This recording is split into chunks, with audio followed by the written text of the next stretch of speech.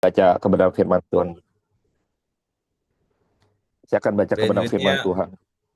bandwidthnya low soalnya, Pak Hengki. Iya betul betul. Ini udah aman ya? Aman ya, aman ya. Oke. Saya akan bacakan kebenaran firman Tuhan sebelum nanti saya berdoa kembali buat setiap kita.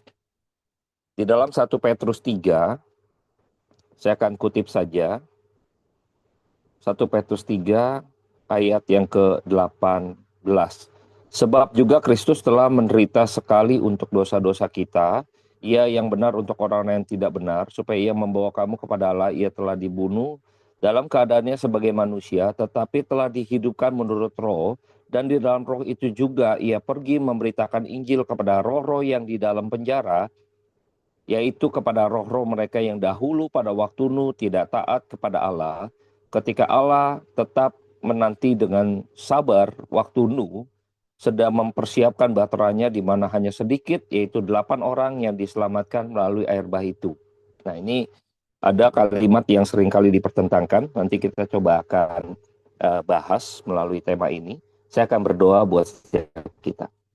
Tuhan, kami terbatas secara manusia di dalam memahami bagaimana Allah berperan di dalam keselamatan, terlebih lagi ketika kami merayakan Jumat Agung dan juga akan menuju Paskah. Kami melihat ada satu event-event yang di dalam kebenaran firman Tuhan untuk kami menjadi satu kekuatan baru, karena ada hal rahasia besar, yaitu ketika Tuhan harus turun ke dalam dunia orang mati. Biarlah kami memiliki pemaknaan sehingga iman kami bertambah berkobar-kobar dan pengharapan kami semakin besar. Kami mohon pimpin waktu kami ke depan, biarlah anugerah Tuhan boleh limpah atas setiap kami. Di dalam nama yang kudus kami berdoa. Amin. Oke, ini tema sebenarnya tema yang cukup berat ya. Cuman kalau di dalam sesi waktu ini saya rasa eh, saya kasih outline-nya saja gitu ya, karena nggak memungkinkan secara waktu. Sebenarnya enaknya juga seperti diskusi gitu ya. Jadi kita mengetahui kita sebagai kaum awam seperti apa waktu Tuhan Yesus dikatakan ini, Alkitab pencatat tadi ya, ini kok sepertinya ada kesempatan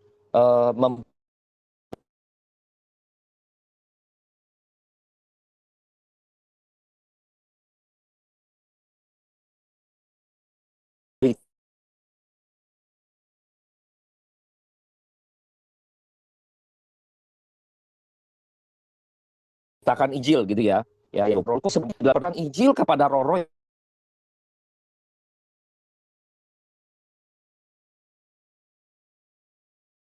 dalam penjara, ya kan? Mungkin aja di lagi Efesus 4 ayat yang ke-8 dan 10 sampai 10. Saya akan bacakan dari 7 ya. Tetapi kepada kita masing-masing telah diberikan anugerah menurut ukuran pemberian Kristus.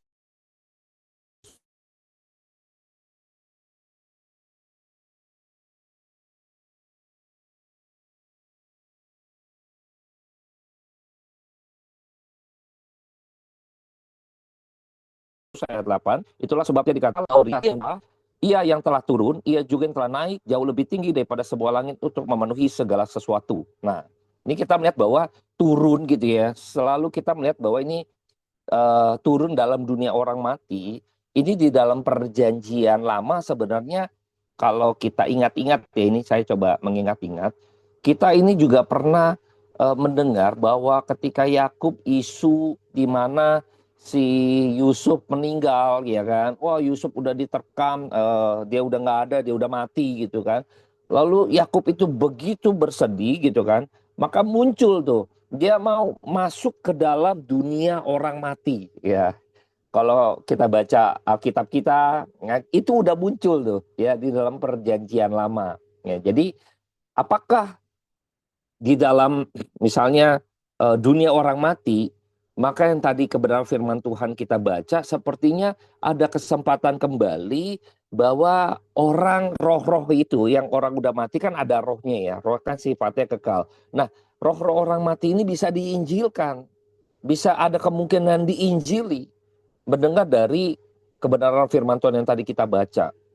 Sebenarnya udah banyak dibahas oleh para pendeta, hamba Tuhan dan teolog ya. Nanti kita akan lihat sejarahnya. Ya nggak mungkin kan Ya kan? Tujuannya apa? Tuhan harus turun ke dalam dunia orang mati. Tujuannya apa? Kan gitu. Ini yang kita pertanyakan. Apakah itu adalah sama dengan neraka? Apakah itu ada penyiksaan? Kalau itu ada penyiksaan, berarti Tuhan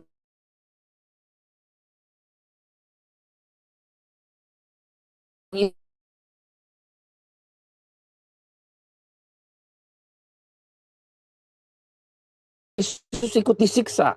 Apakah iya? Masa Tuhan Yesus ke neraka gitu ya? Terus apa iya Tuhan Yesus disiksa? Ya, kita akan lihat ya bagian-bagian ini. Jadi penting juga untuk kita melihat bahwa mengenal mengenal Allah Tritunggal, mengenal kedwinaturnya Tuhan Yesus ya di dalam kemanusiaan dan juga dalam keilahiannya. Ini penting ya. Ini penting supaya kita dapat memahami dengan baik sebelum kita nanti bingung sendiri dengan cara berpikir kita. Mungkin kita harus tahu dulu bahwa waktu Tuhan Yesus berinkarnasi menjadi manusia, dalam wujud manusia seperti kita ada daging, darah, tulang. Kita harus paham bahwa keunikan yang ada yang tidak dimiliki oleh setiap kita, yaitu Tuhan 100% manusia, Tuhan 100% juga Allah. Ini yang harus kita bisa terima dulu, ya. Kita mau nggak mau harus menerima ini. Kenapa? Karena emang begitu adanya. 100% manusia, 100% juga ilahi. Kok bisa? Ya bisa, karena dia Allah, ya. Jadi di dalam kondisi yang duinatur ini, dua natur, maka sebenarnya kita harus memiliki pikiran juga bahwa ada roh manusia sebagai pribadi Yesus sebagai manusia, ada juga roh ilahi atau roh Kristus di dalam diri pribadi itu sendiri. Karena ada dua natur tadi, ya. Nah, tapi akhirnya kenapa harus ada seperti ini? Emang begitu adanya, ya. Dwi natur ini begitu ada emang karena keunikan itu sendiri. Nah, ya, Allah punya keunikan sendiri dalam natur dia sebagai pribadi manusia. Dwi natur. Nah, kita harus bisa terima ini dulu, ya. Terima ini dulu. Nah, makanya pada waktu Tuhan Yesus menjalani kehidupannya di dalam dunia ini sampai dia harus mati di atas kayu salib, kalau misalnya saja ya, ya wajarlah Tuhan Yesus itu nggak jatuh dalam dosa. Karena dia itu Allah. Ya wajar dia nggak akan jatuh dalam dosa. Ya dong. Maka nggak bisa mengklaim. Karena dia Allah pasti taat. Nah adanya binatur, adanya kemanusiaan yang ada di dalam pribadi Yesus Kristus, di dalam dunia yang berinkarnasi. Itu untuk mematahkan hal itu. Enggak. Dia juga bisa kemungkinan jatuh, ada gak? Ada, karena manusia. Ada roh manusianya. Nah ini yang jadi pengharapan juga buat setiap kita. Ternyata kita sebagai pribadi yang sudah dimenangkan oleh Kristus, kan ada Roh Kudus yang membawa kita kepada hidup yang lebih kudus, pengudusan nih. Ya, ini pengudusan. Makanya pada waktu Tuhan Yesus sebagai pribadi yang punya dui natur ini, kita bersyukur. Maka ketaatan Yesus di dalam kemanusiaannya adalah ketaatan yang sungguh tunduk kepada Bapa di surga. Jadi Roh Kristus yang ada dalam pribadi itu tidak mendominasi atau menguasai. Menguasai dalam arti gini, otoriter. Ya, mengotoriter, nggak bisa, kamu mesti begini. Ah, nggak, saya begitu. Jadi seakan-akan pribadi manusia Kristus nggak memiliki satu kebebasan. Nggak memiliki satu natur yang sebenarnya manusia truly 100%. Karena apa? Ya saya cuma robot sebenarnya. Ikutin aja kayak AI ini, ikutin prompt. Jadi saya nggak bisa berargumen. Saya ikutin. Roh Kristus bilang saya ke sini, ya udah saya ke sini. Jadi nggak bisa berargumen, nggak juga. Karena dui natur tadi. Tapi Roh Kristus gitu ya, akhirnya roh manusia ini penuh ketaatan. Karena di dalam pribadi manusia Yesus Kristus nih, ada roh Allah juga, ada keilahian Allah. Tapi kembali lagi, sifatnya tidak untuk mendominasi atau menjadi otoriter, sehingga Yesus sebagai manusia harus taat. Tidak, ketaatan Kristus sebagai manusia dengan ketaatan yang sadar. Ya, ketaatan yang sadar, bukan lahir dari ketaatan atas takut nih karena ada otoriter. Ini beda. Ya, ini berbeda. Mengapa? Kalau kita perhatikan baik-baik di dalam pencobaan di padang gurun khususnya, maka Yesus pun laparlah ia, hauslah ia. Itu menunjukkan ada ini pribadi manusia. Pribadi manusia. Lalu ketika dicobai terus muncul perkataan Allah, ada tertulis, ada tertulis. Ini satu pribadi manusia yang mengklaim ada tertulis gitu loh. Jadi ada satu kesadaran secara pribadi manusia yang mau taat kepada Bapa. Ini tentu beda ya. Kalau saya misalnya kita dalam pemerintahan, katakanlah pemerintahan yang otoriter. Rakyat tunduk karena takut. Karena takut dia. Nggak punya kebebasan. Takut dia. Kalau nggak ikut, dor, mati, selesai. Takut dia misalnya. Nah ini sebenarnya nggak begini dalam pribadi Kristus. Tidak. Pada waktu kita taat, terus kita sadar karena kita taat, itu berbeda sekali rasanya. Ketaatan yang lahir dari kesadaran itu adalah kebebasan dia. This the freedom. Ya, manusia yang bebas. Yesus Kristus sebagai pribadi manusia memiliki kebebasan. Dalam ketaatannya dia memiliki kesadaran penuh untuk taat. Ya, kita harus mengerti ini dulu, karena biar kita tahu nanti kok bisa gitu kan. Siapa yang pergi ke dalam dunia orang mati gitu ya. Karena keunikan ini dulu ya. Jadi pada waktu Tuhan Yesus mati di kayu salib kemarin, darah Kristus tertumpah menebus dosa manusia. Nah, kita melihat ada satu bagian yang hari ini mungkin hari Sabtu ya. Besoknya setelah Kristus disalibkan, kan nanti baru bangkit hari yang ketiga. Nah, pada waktu bangkit hari ketiga ini kan ngapain Kristus? Ya kan? Makanya turun ke dalam dunia orang mati. Nah, ini bagian penting. Kalau Alkitab tidak menceritakan ini, ya. Dan saya meyakini kalau Alkitab tidak ceritakan bagian ini, mungkin iman kita juga akan mengenal Allah nggak akan utuh. Kita akan goncang. Kita akan terombang-ambing dan kita akan pindah aliran. Iman kita akan pindah. Karena apa? Nggak utuh. Bersyukur ada bagian Alkitab yang menyampaikan bagian ini. Ya. Oke, sekarang kita coba bahas dulu di dalam sejarah ya. Jadi konsep dunia orang mati ini di dalam Yahudi ya, orang-orang Yahudi itu dia sebutnya Sheol ya. Sheol ini tempat di mana roh-roh orang yang udah mati, udah meninggal itu kumpul di sana. Ya, tempat di sana namanya Sheol ya. Bukannya Korea ya.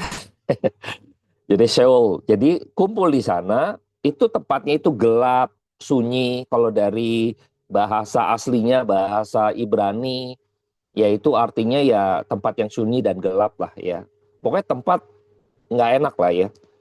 Kalau kita mungkin ngelihatnya ini, kalau kita ngelihat satu tempat di daerah tertentu udah gelap, sunyi, wah ini mah tempat jin buang anak gitu ya. Kan kita seringkali bilang gitu ya. Ini mah tempat jin buang anak gitu. Nah itu tempat yang tidak menyenangkan. Tapi bukan tempat lokasi yang seperti kita bayangkan di dalam dunia nyata kita ya. Nggak demikian ya. Jadi kan tidak, kalau di dalam perjanjian baru atau di dalam bahasa Yunani-nya itu Hades. Nah Hades itu juga sama. Artinya seperti tidak terlihat, tidak dikenal ya. Jadi jangan bayangkan dengan pikiran kita ya. Nah jadi kalau konsep dunia orang mati dalam perjanjian baru itu yang disebut Hades ya kalau bahasa Yunaninya tadi. Jadi merujuk kepada emang roh-roh yang sudah meninggal ada di sana, ya. Nah, kalau dalam konteks kita di dalam kekristenan itu merujuk kepada konsep nanti kematian dan kebangkitan Yesus nih. Nah, ya kayak kaitannya dengan di sini, ya. Jadi ada konsep ini terkait dengan kematian dan kebangkitan Yesus. Makanya harus ada bagian ini dicatat di dalam Alkitab kita supaya iman kita makin memiliki pengharapan, ya. Tetapi di dalam sejarah penafsiran banyak juga sebenarnya penafsiran itu sudah banyak, ya, sudah banyak di dalam kubu reform sendiri pun yang saya temui ada banyak perbedaan, ya, ada banyak perbedaan. Tapi saya ambil seperti Martin Luther, Calvin gitu ya, dan kawan-kawan yang mereka memiliki kesimpulan yang sama. Nah, nanti akan kita lihat di dalam sejarahnya juga dulu ya. Jadi konsep ini di dalam sejarah penafsiran tuh ada tiga ya. Waktu tafsiran awalnya ada tiga kategori lah. Ya, jadi penafsiran yang sifatnya literal, yaitu bahwa Yesus secara fisik turun ke dalam dunia orang mati untuk membebaskan roh orang yang sudah ada yang meninggal, ya, literal. Jadi ada juga penafsiran secara simbolis. Jadi Tuhan Yesus turun ke dalam dunia orang mati itu simbol aja dari kematiannya dan kebangkitannya nanti. Simbolis, ya, simbolis. Ada juga penafsiran secara teologis, ya. Nah, saya ambil yang penafsiran secara teologis ya. Jadi Yesus turun ke dalam orang mati untuk membebaskan roh yang telah meninggal dari belenggu dosa dan kematian, ya. Jadi kita nih orang berdosa yang sebenarnya hidup yang kita hidupi sebelum mengenal Kristus adalah kehidupan yang di dalam kebinasaan. Sebenarnya nggak hidup, ya. Karena kita dipimpin menuju kepada kebinasaan oleh karena dosa memimpin hidup kita. Ya, jadi saya ambil makna teologisnya ya sebenarnya ya. Nah, di dalam sejarah perkembangan juga kan ada konsili. Nah, konsep Yesus turun ke dalam dunia orang mati ini juga dibahas di beberapa konsili. Nah, deklarasi Kristen ini akhirnya di Nisea ini menjadi credo Kristen. Ya, di dalam konsili Nisea di 325 Masehi ya, itu di Nisea itu dibahas dan ini ditetapkan menjadi bagian dari credo. Dan waktu di Konstantinopel juga yang berikutnya 380-an ya Masehi itu juga sama menegaskan kembali apa yang diputuskan di dalam credo di Nisea, ya, keputusan di Nisea. Nah, ini makanya kita pengakuan iman rasuli ini saya agak nge-lag ya. Sorry ya. Jadi dalam pengakuan iman rasuli kita ini kan muncul ada kalimat ya kan sebelum pada hari yang ketiga ya mati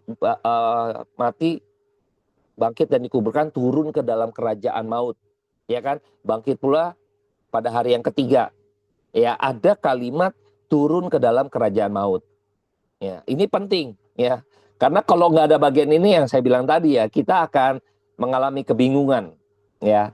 Bayangkan ya kalau saya bilang kenapa ini penting, Bapak Ibu, kita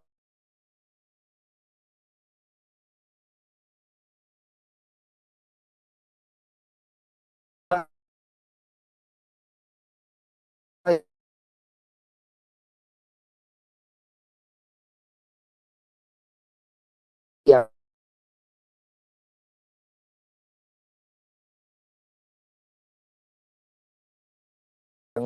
lahir setelah kemuliaan itu belum jadi.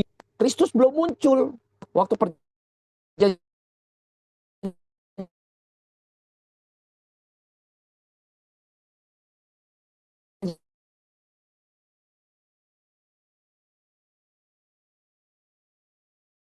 lama.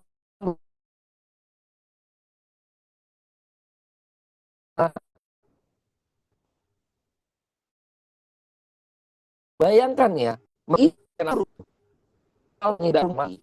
saya sorry ya kalau saya agak nge-lag, saya akan ulangi kembali ya.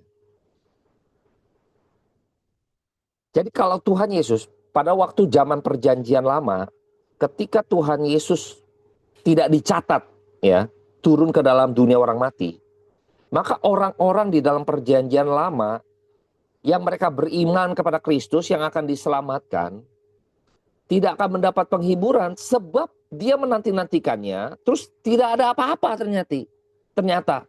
Mereka nggak mengetahui bahwa Kristus itu menyelamatkan mereka. Nah ini kan tidak ada penghiburan bagi mereka.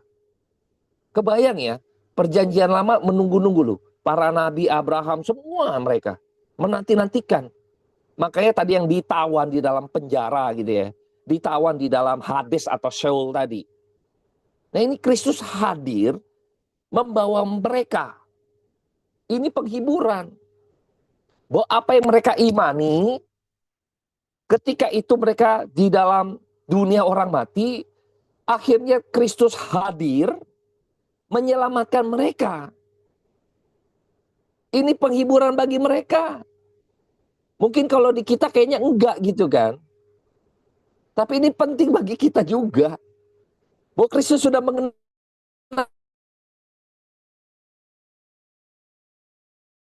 loh. Mereka yang nggak melihat, masa kita juga nggak melihat loh.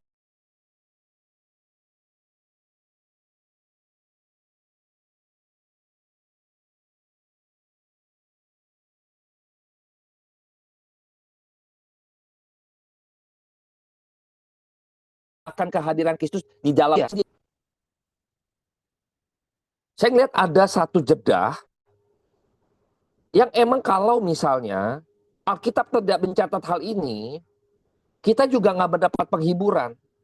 Karena di masa kita saat ini, Yesus sudah bangkit, Alkitab sudah ditulis, lalu Alkitab nggak menulis bagian ini, kita juga mungkin akan mempertanyakan, apakah dia akan datang, apakah dia benar adalah Tuhan yang menyelamatkan kita misalnya.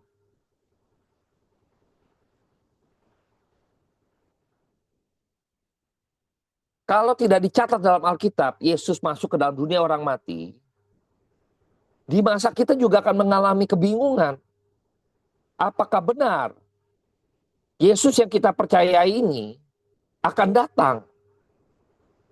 Kan kita hanya melihat dari Alkitab. Oke, kita percaya kepada iman.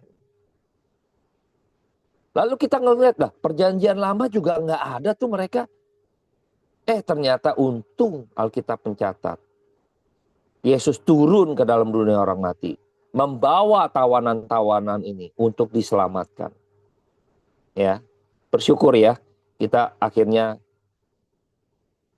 Alkitab mencatat hal ini, bagian ini. Oke, di dalam sejarah makanya beberapa tokoh reform yang saya ambil itu ya John Calvin, Martin Luther, Henry Bullinger, sama Francis Turretin ya. Itu mereka sepakat ya, memiliki pandangan atau persepsi yang sama, yaitu bahwa roh-roh yang ada dalam dunia orang mati itu dalam keadaan tidak sempurna dan tidak mengalami siksaan. Ya, tidak mengalami siksaan. Artinya kayak Abraham segala macam di tempat Hades orang percaya, mereka nggak mengalami siksaan. Karena nanti kan finalnya penghakiman terakhir ya. Finalnya kan di sana. Jadi pada waktu mereka Kristus turun ke dalam dunia orang mati, mereka bersorak ya, maksudnya kegirangan bahwa ini penggenapannya. Ya, Kristus sudah menggenapi. Jadi pada waktu Tuhan Yesus mati di kayu salib, dia turun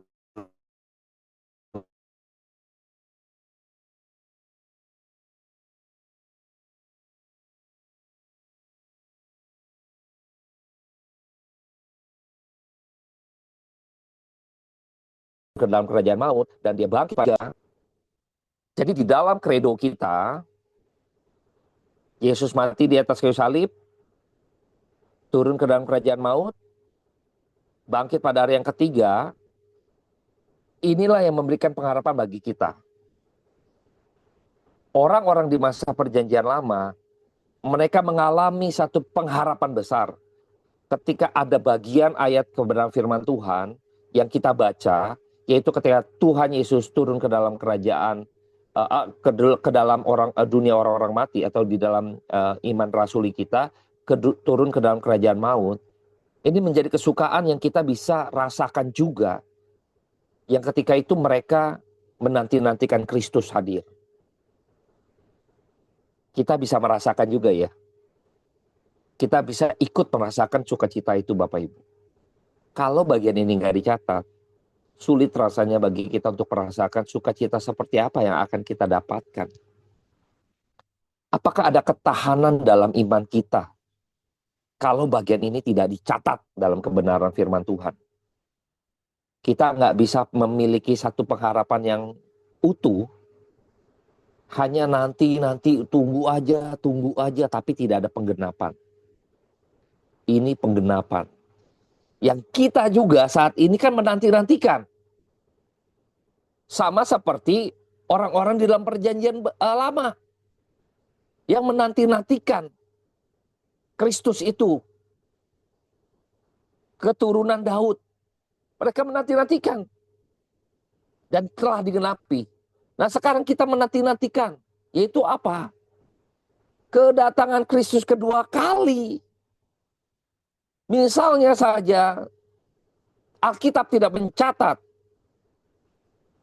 bagian ke dalam dunia orang mati, Tuhan Yesus tidak turun ke dalam bagian dunia orang mati, kita tidak akan menemukan penggenapan atas pengharapan orang-orang yang sebelum kita, yaitu perjanjian lama, tokoh-tokoh Alkitab, para hamba-hamba Tuhan, nabi-nabi Tuhan, tidak mendapat penggenapan itu misalnya.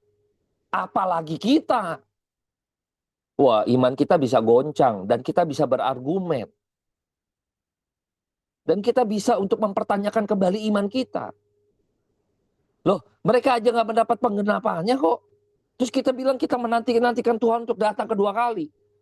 Dari mana kita bisa pastikan itu? Orang perjanjian lama gitu loh. Tidak mendapat penggenapannya. Kita bersyukur ya. Orang mungkin yang juga teman-teman kita, rekan-rekan kita, Tuhan Yesus akan datang kembali, kerajaan Allah sudah dekat. Nggak datang-datang. Ini klasik ya. Tapi kita mempelajari hal ini, kita tetap nggak akan goyah dengan hal-hal yang kayak gitu. Karena kita udah melihat Tuhan Yesus sudah menggenapkan. Orang-orang di perjanjian lama sudah mendapat penghiburan dan pengharapannya digenapi. Ya. Cukup bagi kita. Cukup, enough. Kokoh kita. Mantap kita nih sekarang. Ya. Nggak ragu lah ya. Untuk kita, orang punya perkataan apa? Dari dulu juga kerajaan Allah sudah dekat gitu kan. Kerajaan Allah sudah dekat. Dari dulu itu saya dengar. Ya kan? Kita bisa ikut goyah kalau Alkitab tidak mencatat bagian ini. Karena tidak ada penggenapan yang digenapi. Kita juga mungkin bisa mempertanyakan ulang. Bersyukur ya, jadi kita mengetahui Alkitab mencatat bagian ini. Bagian ini bagian penting. Besok Paskah, Musa Felix nih yang akan khotbah. Ini bagian penting yang nggak kalah. Ini bagian satu kesatuan bagiannya. Jadi waktu Tuhan Yesus mati, bagian Yesus turun ke dalam dunia orang mati, dan dia bangkit. Ini bagian keseluruhan. Penting untuk kita. Ya. Nah, saya sangat sayangkan ya kita kurang memahami bagian-bagian ini. Bagian ini, tema ini kalau dieksplor pada jemaat juga ya mereka juga akhirnya menyadari ya bahwa penting untuk memahami Yesus masuk ke dalam dunia orang mati. Ya. Jadi saya hanya kasih layer-layernya saja. Jadi kesimpulannya apa? Waktu Tuhan Yesus masuk ke dalam dunia orang mati. Yang pertama kita bisa lihat bahwa orang-orang yang percaya, yang pada waktu Tuhan Yesus, kan mereka belum mengalami penebusan. Tuhan Yesus belum mati. Tuhan Yesus belum mati. Mereka belum bisa ditebus. Mereka masih dalam status tawanan. Tapi pada waktu Tuhan Yesus mati, maka sudah dibayar. Maka Tuhan Yesus berhak untuk membawa mereka. Ya kan? Nah ini tawanan ini jadi membebaskan roh-roh yang percaya. Jadi ketika kata yang tadi kita baca, memberitakan Injil, itu bukan berarti menginjili mereka. Mereka sudah percaya dengan imam mereka. Kristus datang, terus bilang, nah ini sudah penggenapan.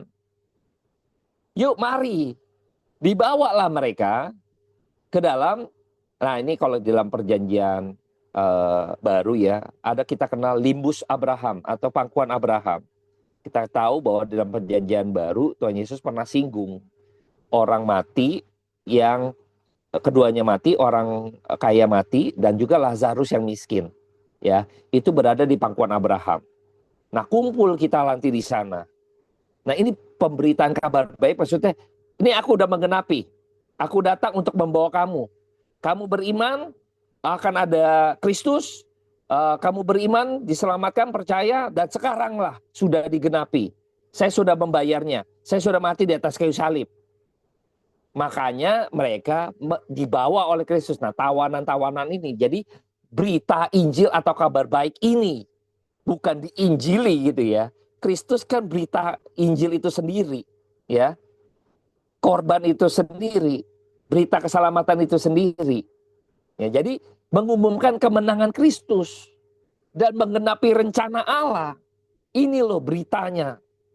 Ya, jadi kesimpulannya ini Tuhan Yesus turun ke dalam dunia orang mati. Dan ini kiranya mendapat penguatan buat kita. Yang saat ini juga mungkin kita nggak lihat Kristus secara kasat mata. Dan kita sekarang juga menanti-nantikan Kristus datang kedua kalinya. Kebayangnya situasi yang sama yang dialami orang-orang perjanjian lama ketika mereka belum melihat Kristus.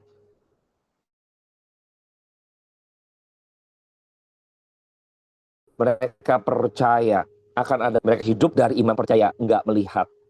Dan ini bagian yang sama juga ya. Mirip sama bagian kita yang sekarang sedang menanti-nantikan Kristus kedua kalinya. Ya, sedang menanti-nantikan Kristus kedua kalinya. Jadi saya berharap pemahaman ini enggak membawa kita pada keraguan, tapi kemapanan hati, kedewasaan iman, dan kemantapan iman kita. Bahwa yang kita nanti-nantikan pasti digenapi. Dan Tuhan akan bawa kita. Nanti waktu kita mati, nah Tuhan Yesus belum datang-datang juga gitu ya. Misalnya gitu ya. Kita nggak lihat Tuhan Yesus datang kedua kalinya. Nah itu gimana? Nah ini udah. Bagian ini yang menjadi bagian yang menguatkan kita. Alkitab udah pernah mencatat. Cukup bagi kita. No argumen. Tidak ada argumen lagi. Cukup. Gitu kan. Tesis selesai. Tesis selesai gitu ya. Kelar kita, iman kita. Mantap udah. Gitu ya. Nah saya berharap bagian ini kalau bisa diulik lagi, penting ya sebenarnya kalau jemaat bisa juga mengetahui secara utuh. Iman kita makin mantap lah. Oke, kita akan berdoa. Nanti kita baru diskusi. Bapak terima kasih buat waktu ini. Dengan segala kesederhanaan hamba-Mu terbatas dalam mengungkapkan rahasia besar Tuhan dalam kebenaran firman Tuhan waktu Tuhan Yesus turun ke dalam dunia orang mati. Terima kasih Tuhan atas firman-Mu yang begitu besar dan begitu